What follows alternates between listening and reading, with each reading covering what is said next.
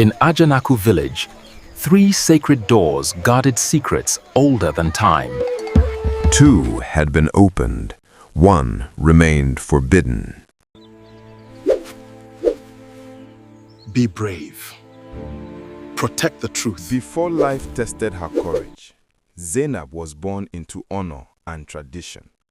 Her father was a respected leader, a warrior in his own right. From childhood, he trained her to be strong, to endure, to never break.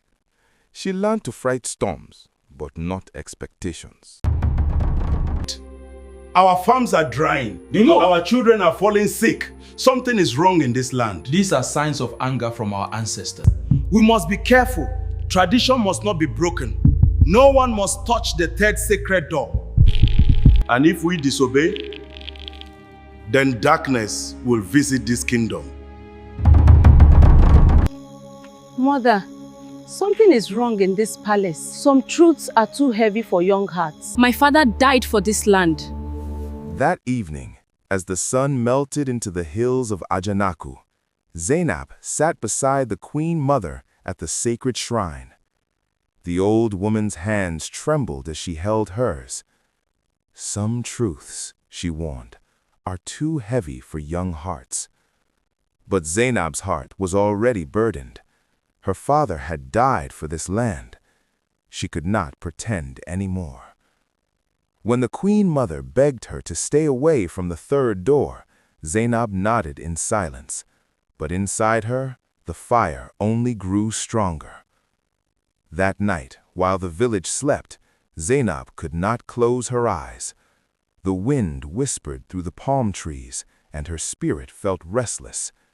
Then she heard it. Low voices coming from the palace. Quietly, she followed the sound. Hidden behind a wall, she watched as Baba Ife met with 2 strange men. Cowrie shells lay before them.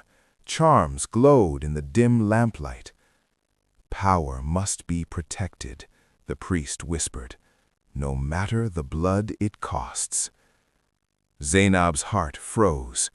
In that moment, she understood. Her father had not died by accident. He had been silenced. Tears filled her eyes, but fear did not stop her. Instead, it gave her courage. Before dawn, she walked alone to the sacred hallway. 3 doors stood before her, 2 open, 1 closed. The forbidden one, wrapped in red cloth, marked with ancient signs. Her hands shook as she reached for it. "Father," she whispered, "guide me." Slowly, she pulled the cloth aside. The door creaked open, and the truth came out. Inside lay bones of innocent souls, old charms, blood-stained symbols, sacrifices made for power. Zainab fell to her knees. So this was the secret.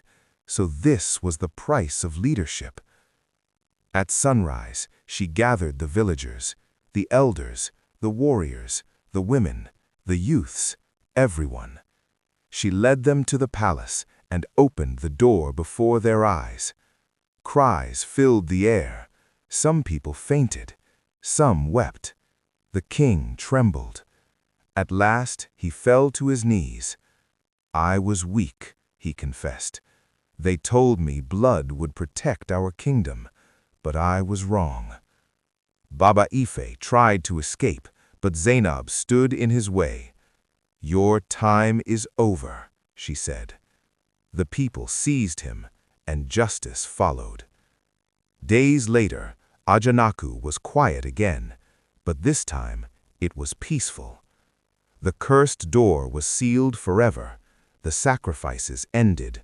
The land began to heal. The king stepped down, and before the whole village he spoke. "From today, Zainab shall lead our warriors and guard our truth." The people cheered, not because she was strong, but because she was brave enough to open the last door. And so, from the ashes of lies, a new future was born in Ajanaku.